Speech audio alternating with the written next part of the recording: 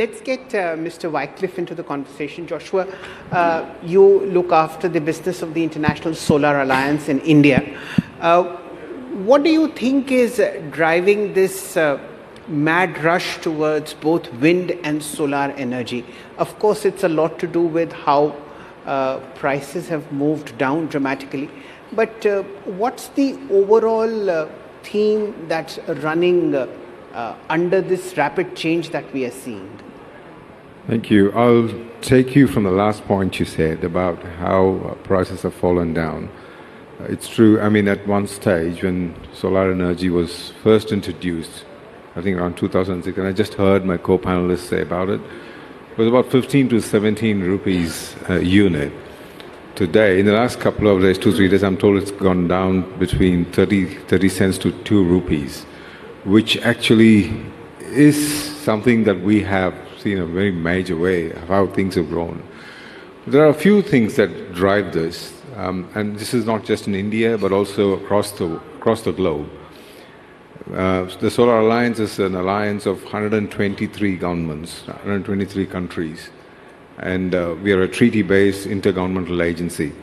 So I kind of, when I travel around and see and compare India, I see more or less similar behavior.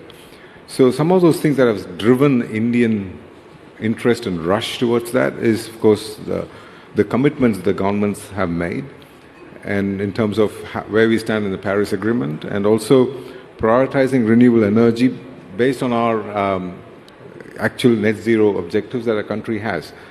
And so that pushes the governments, and then the next, the cascade effect from the government comes into the private sector. So if you want to reduce this price, then the government takes the establishment towards policy support, and of course the subsidy support. So the more subsidies made, more policy support, then of course that brings in tweaking investments into the country, the private sector. To me, where I would support India a lot more is to be able to get the commitment from the private sector towards ESG related assets, being able to link ESG more towards the corporate results and outcomes that we would have. I mean, one thing that India prides itself in comparison to a lot of the global north countries, is that we do it because we mean what we say. I mean, we just don't say it for the sake of platforming where we stand and talk, but we really do it here in India. So that's where I would, and we are making ourselves cost competitive. I mean, China has always compared geopolitically where we stand.